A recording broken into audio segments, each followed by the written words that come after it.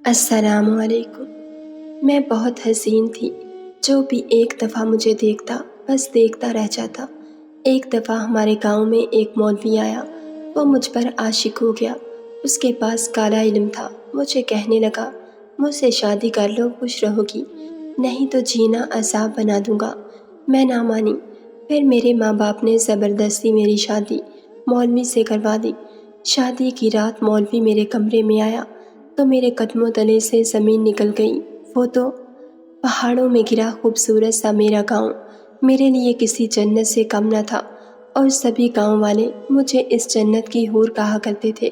خدا نے ہمیں ہر نعمت سے نواز رکھا تھا، اور گاؤں کے بڑے چودھری بھی بہت ہی نیک اور خدا ترس انسان تھے، اسی لیے گاؤں کا ماحول بہت ہی پرسکون اور خوشگوار تھا۔ میں گاؤں کی نگینہ تھی، اور صرف نام کی ہی نگینہ نہیں تھی بلکہ سچ میں گاؤں کی نگینہ تھی۔ جو مجھے دیکھتا وہ دم بخود رہ جاتا۔ میرے حسن کے چرچے پورے گاؤں میں تھے۔ میری سرخ و سفید رنگت اور گھٹنوں تک لہراتے لمبے بال گاؤں کے ہر لڑکے کا دل موہ لیتے تھے۔ میں جب بھی گھر سے نکل کر پانی بھرنے کنویں تک جاتی تو سبھی میری پائل کی جھنکار سے میری طرف متوجہ ہو جاتے اور مجھے پلٹ پلٹ کر دیکھتے۔ گاؤں کے بچوں سے لے کر بڑوں تک سب کی زبان پر میری تعریف ہوتی۔ میری شربتی آنکھیں تو دیکھنے والے کو مدہوش کر دیا کرتی تھیں۔ میرا گاؤں پہاڑوں کے درمیان تھا، اور ان پہاڑوں کے بیچ میری خوبصورتی ممتاز تھی۔ میں اپنے اماں ابا کی اکلوتی بیٹی تھی، اور میرے ابا بہت ہی زیادہ دیندار تھے۔ وہ اکثر مجھ سے کہتے کہ نگینہ اپنے حسن کو چھپا کر رکھا کرو، خدا نے عورت کو پردے میں رہنے کا حکم دیا ہے۔ تو جس طرح گاؤں میں گھومتی پھرتی ہے، ہر مرد کی نظر تجھ پر جم جاتی ہے۔ ابا کی بات سنتے ہی اماں کہنے لگیں کہ تو کیوں بچی پر روک ٹوک کرتا ہے، ابھی وہ صرف 16 سال کی ہی ہے، جب بڑی ہوگی تو خود ہی سنبھل جائے گی۔ ابا اکثر ہی اماں پر غصہ ہو جایا کرتا تھا کہ تجھے کب عقل آئے گی، بیٹی جوان ہو رہی ہے اور تو اسے بچی کہہ رہی ہے۔ گاؤں کے لڑکے جس نظر سے تیری بیٹی کو دیکھتے ہیں، میں شرم سے پانی پانی ہو جاتا ہوں، لیکن تجھے غیرت نہیں آتی۔ اماں ابا کو تنگ نظر کہہ کر چپ ہو جاتی۔ مجھے اپنے ابا کی بات کا مطلب بہت بعد میں سمجھ آیا تھا، جب پانی سر سے گزر گیا تھا۔ فی الحال تو مجھے گاؤں والوں کی نظروں میں اپنے لیے پسندیدگی کا اظہار دیکھ کر بہت خوشی محسوس ہوتی تھی، اسی لیے میں ابا کی باتوں پر دھیان نہ دیتی۔ گاؤں کی سب لڑکیوں سے میری دوستی تھی، اور میں ان کے ساتھ آدھا آدھا دن گاؤں کے کھیتوں میں بھاگتی پھرتی۔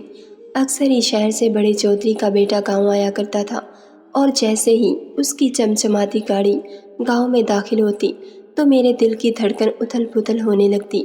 مجھے یقین تھا کہ ایک دن گاؤں کے چودھری کا بیٹا بھی میرے حسن سے متاثر ہو جائے گا اور میری زندگی بدل جائے گی، اسی لیے میں اس کے گاؤں آتے ہی اس کے آگے پیچھے گھومنے لگتی، بہانے بہانے سے چودھری صاحب کی حویلی کے چکر کاٹتی، اور میری ایک سہیلی جو چودھری صاحب کی حویلی میں ملازمہ تھی اس کے ساتھ کام کاج کرنے لگتی۔ بڑے چودھری صاحب بہت ہی اچھے انسان تھے، وہ کبھی مجھے حویلی آنے کے لیے منع نہیں کرتے تھے، اور میں اپنی سہیلی کے ساتھ مل کر حویلی کی ذمہ داریاں سنبھالنے لگتی۔ چھوٹے چودھری نے کئی دفعہ نظر بھر کر مجھے دیکھا تھا، لیکن کبھی کچھ کہا نہیں تھا۔ مجھے امید تھی کہ کچھ ہی وقت میں وہ دوسروں کی طرح میرے دیوانے ہو جائیں گے۔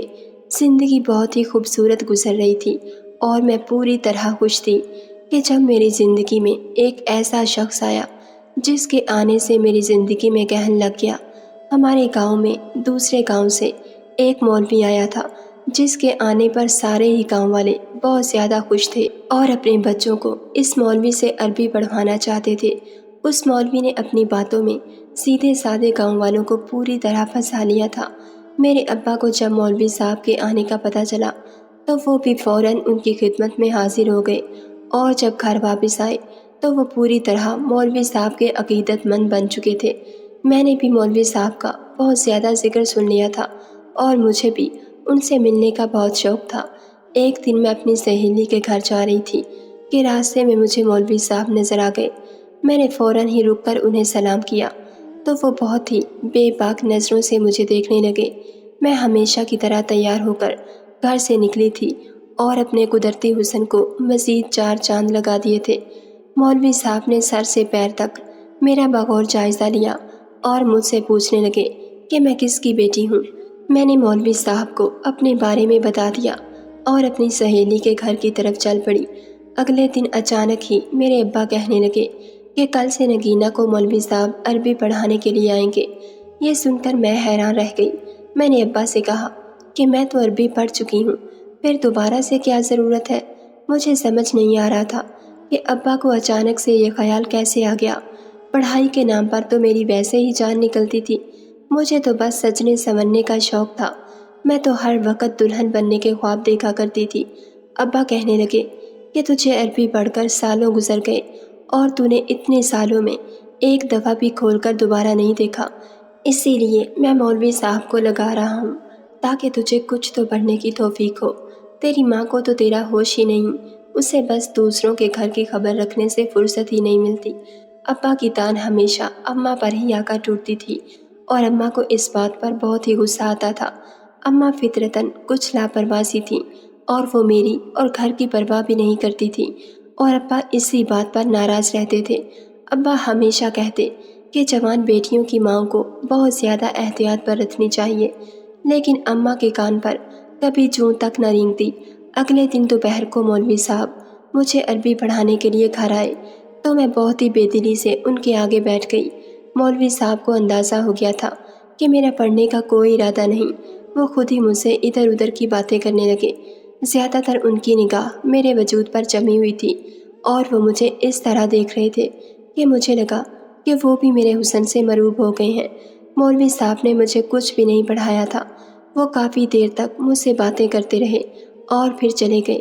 میں بہت ہی خوش تھی کیونکہ میرا بھی پڑھنے کا بالکل دل نہیں تھا۔ اس دن کے بعد مولوی صاحب پابندی سے ہمارے گھر آتے رہے۔ میں روز ہی گھر میں اکیلی ہوتی تھی۔ اماں تو گاؤں کے گھر گھر گھومتی تھی۔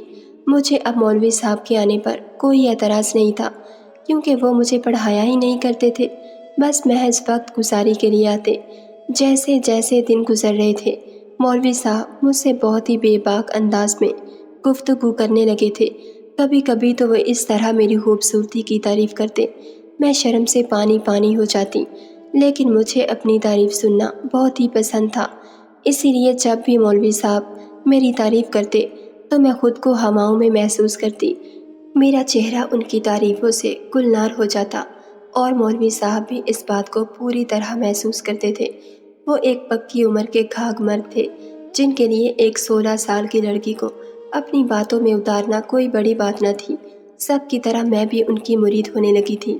ہر گزرتے دن کے ساتھ مولوی صاحب کی ہمت میں اضافہ ہو گیا تھا اور باتوں باتوں میں وہ میرا ہاتھ پکڑ لیتے اور میرے چھڑوانے پر بھی نہ چھوڑتے، بلکہ اپنے ہاتھوں سے میری چوڑیوں کو کھنکھناتے ہوئے میری مخروطی انگلیوں کی تعریف کرنے لگتے۔ آہستہ آہستہ ان کی گستاخیاں بڑھنے لگی تھیں۔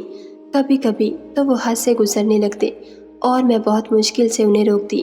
اب جب بھی مولوی صاحب آتے تو مجھے ان سے خوف محسوس ہوتا کیونکہ میں گھر میں بالکل تنہا ہوتی، لیکن میں چاہنے کے باوجود بھی اپنے ابا کو یہ بات نہیں بتا سکی تھی کیونکہ میرے ابا کبھی میری بات پر اعتبار نہ کرتے۔ وہ سیدھے سادے سے گاؤں والے تھے اور ان کے لیے مولوی صاحب تو بہت ہی قابل احترام تھے، جبکہ ابا کو میری ہی عادتوں پر اعتراض تھا۔ ابا کو تو میرا حویلی جانا بھی پسند نہ تھا۔ ایک دن اچانک ہی مولوی صاحب نے مجھ سے کہا کہ وہ مجھ سے شادی کرنا چاہتے ہیں۔ یہ سن کر تو میں حیران رہ گئی۔ مولوی صاحب عمر میں مجھ سے بہت بڑے تھے۔ میں نے مولوی صاحب کو صاف لفظوں میں انکار کر دیا کہ میں ان سے شادی نہیں کر سکتی۔ مولوی صاحب مسکرا کر کہنے لگے کہ تم اچھی طرح سوچ لو پھر جواب دینا، اور وہ چلے گئے۔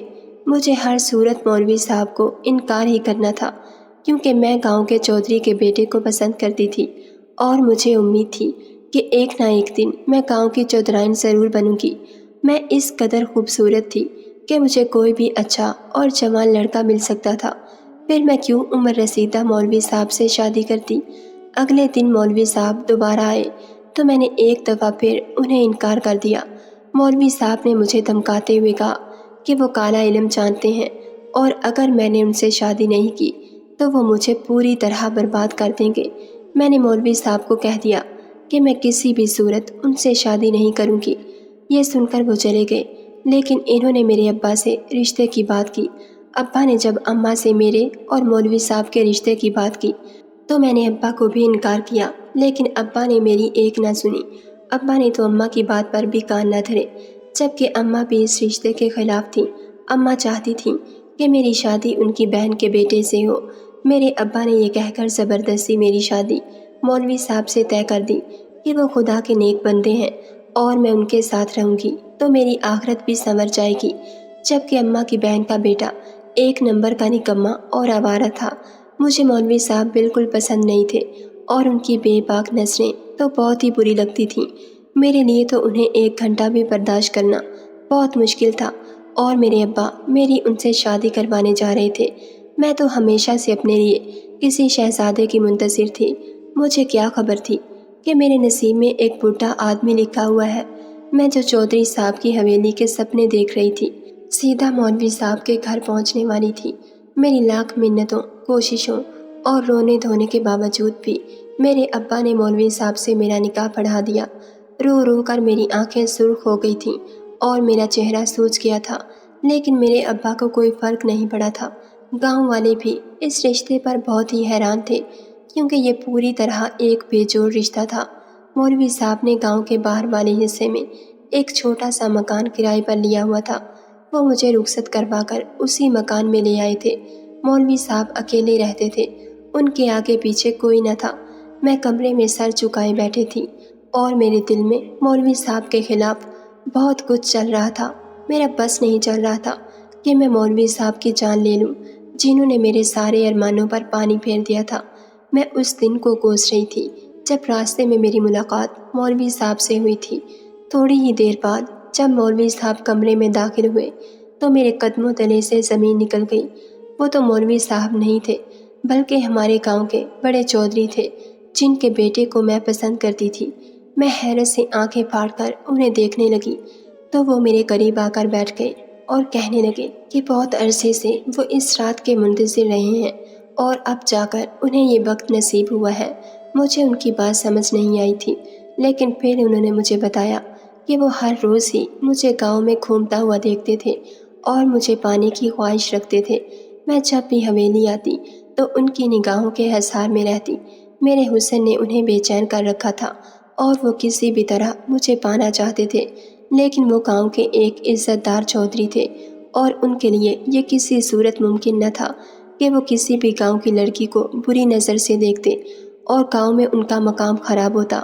جب گاؤں میں مولوی صاحب آئے تو بڑے چودھری کو اچھی طرح علم تھا کہ وہ کوئی مولوی نہیں بلکہ ایک کالا علم کرنے والا گندا انسان ہے، لیکن پھر بھی انہوں نے اس شخص کو گاؤں سے نہیں نکالا، بلکہ اسے اپنے پاس بلا کر کہا کہ وہ مجھ سے شادی کر لے تاکہ جب بھی بڑے چودھری کا دل چاہے وہ مجھے حاصل کر لیں۔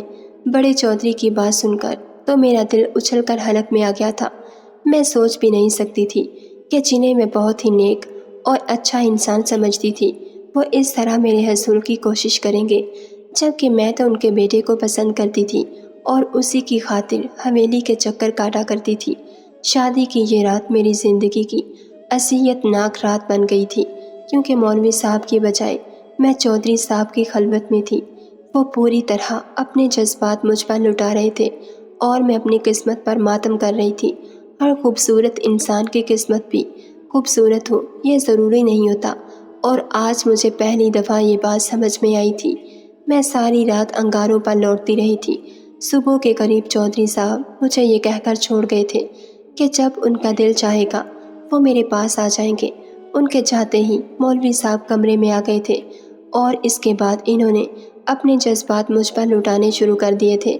وہ مولوی صاحب دراصل کوئی مولوی نہیں بلکہ ایک کالا جادو کرنے والا عامل تھا، جس نے میرے باپ اور گاؤں والوں کو اپنی باتوں میں پھنسا لیا تھا۔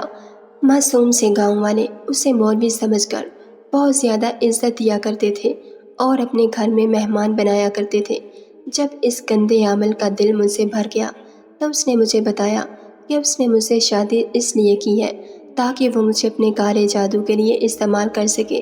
اسے ایک خاص قسم کا جادو کرنے کے لیے میرے جیسی جوان اور حسین لڑکی کی ضرورت تھی، اور جب اس نے پہلی دفعہ مجھے دیکھا تھا تو اسے اندازہ ہو گیا تھا کہ میں ہی وہ لڑکی ہوں جس کے ذریعے وہ اپنی طاقتوں کو بڑھا سکتا ہے۔ دراصل وہ کالا علم کرنے والا ایک عامل تھا، اور جو لوگ کالا علم کرتے ہیں وہ ہمیشہ بے اولاد رہتے ہیں۔ اسی وجہ سے وہ اب تک بے اولاد تھا، اور جب اسے بڑے چودھری نے کہا کہ وہ میرے ساتھ رات گزارنا چاہتے ہیں تو وہ خوشی خوشی راضی ہو گیا، کیونکہ اسے بچے کی ضرورت تھی۔ وہ اپنا علم اپنی اولاد میں منتقل کرنا چاہتا تھا، اور وہ جانتا تھا کہ میں اس کے ذریعے تو حاملہ نہیں ہو سکتی، لیکن بڑے چودھری کی اولاد کو ضرور پیدا کر سکتی ہوں۔ اسے مجھ سے بچہ چاہیے تھا تاکہ وہ اپنے اس گندے کام کو جاری رکھ سکیں۔ اس کی حقیقت جان کر میری روح تک کانپ اٹھی تھی۔ میں انجانے میں ایک ایسے بھیانک شخص کے ہاتھوں لگ گئی تھی جو انسانیت کے نام پر دھبا تھا۔ میں اس گھر سے اور اس انسان سے فرار چاہتی تھی۔ میں نہ ہی بڑے چودھری صاحب کے ہاتھوں کھلونا بن سکتی تھی، اور نہ ہی اس کالا جادو کرنے والے عامل کے ساتھ رہ سکتی تھی۔ میں نے سوچ لیا تھا کہ میں اپنے ماں باپ کو ساری حقیقت بتا دوں گی اور اس شخص سے چھٹکارا حاصل کر لوں گی۔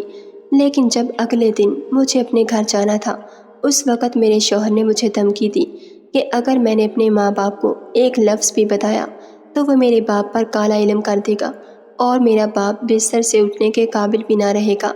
میں اس کی دھمکی سے خوفزدہ ہو گئی تھی، کیونکہ میں اب یہ بات جانتی تھی کہ وہ اپنے گندے علم کے ذریعے کچھ بھی کر سکتا تھا۔ میں صبح اپنے گھر واپس آئی تو اپنی ماں کے گلے لگ کر پھوٹ پھوٹ کر روتی۔ میری ماں مجھے سمجھانے لگی کہ ہر لڑکی کو ہی ایک نہ ایک دن بیاہ کر جانا ہوتا ہے۔ جب میں گھر گئی تو ابا گھر پر موجود نہیں تھے۔ تھوڑی ہی دیر میں جب ابا واپس آئے تو اس کے ہاتھ میں بہت سے تحائف تھے۔ ابا کہنے لگے کہ اسے صبح ہی صبح چودھری صاحب نے بلایا تھا، اور چودھری صاحب کو پتہ چلا کہ میری بیٹی کی شادی ہوئی ہے، تو انہوں نے مجھے یہ تحائف بھی دیے اور مبارکباد بھی دی کہ میں نے اپنی بیٹی کی شادی بہت ہی اچھے انسان سے کی ہے۔ چودھری صاحب بہت ہی اچھے انسان ہیں، اور وہ ہمیشہ گاؤں والوں کی خوشی میں بہت خوش ہوتے ہیں۔ میں حیرت سے ابا کو دیکھ رہی تھی۔ آج مجھے اپنے ابا بہت ہی بھولے بالے سے معلوم ہو رہے تھے۔ بڑے چودھری صاحب نے ساری رات میرے ساتھ گزارنے کے بعد صبح ہی صبح میرے ابا کو تحائف سے نواز دیا تھا۔ ایک دفعہ پھر میں مجبوراً خاموش ہو گئی تھی، اور اب ان کو کچھ نہیں بتا سکتی تھی۔ میں نہیں چاہتی تھی کہ میرا باپ میری وجہ سے بستر پر پڑ جائے۔ میری شادی کو کچھ ہی دن گزرے تھے اور میں پوری طرح بیمار پڑ گئی تھی۔ کبھی چودھری صاحب اپنی پیاس بجھانے کے لیے چلے جاتے تو کبھی میرا شوہر مجھے لٹا کر کالا جادو شروع کر دیتا۔ وہ میرے ذریعے اپنے گندے عمل پورے کر رہا تھا۔ میں دن رات خدا سے دعا مانگتی کہ وہ مجھے اولاد کی نعمت سے محروم رکھے، کیونکہ میں نہیں چاہتی تھی کہ میرا بچہ اس گندے عامل کے ہاتھ لگتا۔ میں کملا کر رہ گئی تھی۔ گاؤں میں جو بھی مجھے دیکھتا وہ حیران رہ جاتا اور پوچھتا کہ نگینا تجھے کیا ہو گیا ہے؟ میں کسی کو کیا بتاتی کہ مجھ پر کیسا ستم ہو رہا ہے؟ میں اپنی زندگی سے تنگ آ چکی تھی اور کئی دفعہ خودکشی کرنے کے بارے میں سوچ چکی تھی، لیکن پھر میری یہ سوچ کر ہمت نہ ہوتی کہ میرے بوڑھے ماں باپ پر کیا گزرے گی۔ وہ اپنی اکلوتی جوان بیٹی کی موت کا صدمہ کسی صورت برداشت نہیں کر پائیں گے۔ دن بہت ہی بوجھل گزر رہے تھے، اور پچھلے کئی دنوں سے مستقل گاؤں میں بارش ہو رہی تھی۔ میں کمرے کی کھڑکی کے باہر تڑ تڑ برستی بارش کو دیکھتی رہتی، اور ساتھ ساتھ میری آنکھوں سے بھی بارش برستی رہتی۔ گاؤں میں ایک سیلاب کا سا منظر تھا، اور ہر طرف پانی ہی پانی ہو گیا تھا۔ گاؤں کے ساتھ بہنے والی ندی بے قابو ہو گئی تھی۔ ہر وقت بادل گرجتے برستے رہتے اور بجلی کی چمک نظر آتی۔ میرا شوہر اپنے گندے عمل کو پورا کرنے کے لیے مغرب کے بعد سے گاؤں کی ندی کی طرف گیا ہوا تھا۔ وہ آدھی رات کو ہی گھر لوٹتا تھا، لیکن اب بہت وقت گزر چکا تھا اور وہ ابھی تک لوٹ کر نہیں آیا تھا۔ میں چائے نماز بچھا کر خدا کے حضور حاضر ہو گئی تھی، اور بہت عرصے بعد اپنے رب سے یوں بات کر رہی تھی۔ میں بہت ہی زیادہ تکلیف میں تھی، اور اپنے دونوں ہاتھ اٹھائے میں خدا سے اپنی آزادی مانگ رہی تھی۔ میں تمام تر اذیت سے آزادی چاہتی تھی۔ کہتے ہیں کہ بارش برستے وقت جو دعا مانگی جائے وہ قبول ہوتی ہے، اور میں تو سچے دل سے اپنے رب سے دعا مانگ رہی تھی۔ یہ قبولیت کی گھڑی تھی، اور میری دعا قبول ہو گئی تھی۔ صبح ہو گئی تھی اور میرا شوہر واپس نہ آیا تھا، لیکن جو خبر مجھے ملی تھی وہ میرے لیے بہت ہی خوشی کی تھی۔ گاؤں کے لوگوں نے بتایا تھا کہ ندی رات کو بہت ہی زیادہ چڑھ گئی تھی، اور میرا شوہر ندی کے قریب تھا، اور اسی لیے ندی اسے بہا کر لے گئی۔ گاؤں کے کچھ لوگوں نے اسے بچانے کی بہت کوشش کی، لیکن وہ پانی میں بہہ کر کہیں چلا گیا۔ گاؤں والے حیران تھے کہ وہ آدھی رات کو ندی کی طرف کیا کر رہا تھا۔ میں نے لا علمی کا اظہار کیا اور دنیاوی دکھاوے کو روتی پیٹتی اپنے گھر واپس آ گئی۔ میں بہت دنوں بعد اپنے گھر سے باہر نکلی تھی، اور باہر نکلنے کے بعد مجھے اندازہ ہوا کہ گاؤں کس طرح تباہ ہو چکا تھا۔ جب گاؤں کے بڑے ہی غلط حرکتوں میں ملوث ہوں تو کبھی کبھی بارش جیسی رحمت بھی زحمت بن جایا کرتی ہے۔ گاؤں میں سب لوگوں کے کچے مکان تھے جو ٹوٹ پھوٹ کا شکار ہو چکے تھے، لیکن اگلے دن ہونے والی تیز بارش نے گاؤں کی بڑی حویلی کی دیواروں کو بھی گرا دیا تھا۔ تھوڑی ہی دیر میں یہ خبر پورے گاؤں میں بجلی کی طرح پھیل گئی تھی کہ بڑے چودھری صاحب حویلی کی دیوار کے نیچے دب کر ہلاک ہو گئے ہیں۔ گاؤں کے سب لوگ سوگ میں تھے۔ ہر کوئی بڑے چودھری کی رحم دلی اور نیک نیتی کی تعریف کرتے نظر آ رہا تھا۔ ساتھ ہی ساتھ میرے شوہر یعنی مولوی صاحب کی ناگہانی موت پر بھی سب افسردہ تھے۔ آہستہ آہستہ بارش رک گئی تھی اور ہر دھندلا منظر نکل کر صاف ہو گیا تھا۔ میری زندگی میں جو کالے بادل چھائے تھے وہ بھی پوری طرح چھٹ گئے تھے۔ میں نے زندگی میں پہلی بار اپنے رب سے پورے دل سے کوئی دعا مانگی تھی، اور وہ اس طرح قبول ہو رہی تھی کہ مجھے خود پہ یقین نہیں آ رہا تھا۔ جب خدا ظالموں کی رسی کھینچتا ہے تو پھر انہیں ذرا دیر کی بھی مہلت نہیں ملتی۔ کوئی بھی طاقتور انسان ایک حد تک ہی اپنی طاقت آزما سکتا ہے، کیونکہ سب سے بڑی طاقت تو میرے رب کی ہے۔ میرے ماں باپ کو میرے اجڑنے کا بہت دکھ تھا، کیونکہ وہ حقیقت سے پوری طرح بے خبر تھے۔ میں نے اپنی زندگی کا رخ موڑ لیا تھا۔ اب میں اپنے حسن کے جلوے بکھیرنے کی بجائے اپنے رب سے لو لگا بیٹھی تھی۔ میں جان گئی تھی کہ وہی ہے جو انسان کو آزمائش میں ڈالتا ہے، اور وہی ہے جو بڑی سے بڑی آزمائش سے نکال بھی لیتا ہے۔ میری زندگی کا اذیت ناک دور ختم ہو چکا تھا اور مجھے بہت کچھ سکھا گیا تھا۔ گاؤں کے سیدھے سادے لوگ اب بھی میرے شوہر کو مولوی صاحب کے نام سے یاد کرتے تھے، لیکن میں کبھی بھی اس شخص کی برائی نہیں کرتی تھی۔ میں نہیں چاہتی تھی کہ میں اس کا سچ لوگوں کے آگے بیان کروں اور لوگوں کا دل مولوی حضرات سے پھر جائے۔ یہ راز صرف میرے سینے میں دفن ہو گیا تھا کہ وہ شخص کوئی مولوی نہیں بلکہ ایک کالا جادو کرنے والا ہندو عامل تھا۔ ناظرین، اگر آپ کو ہماری ویڈیو پسند آئی ہے تو لائک اور شیئر ضرور کیجیے، اور ایسی مزید ویڈیوز دیکھنے کے لیے ہمارے چینل کو سبسکرائب کر لیجیے۔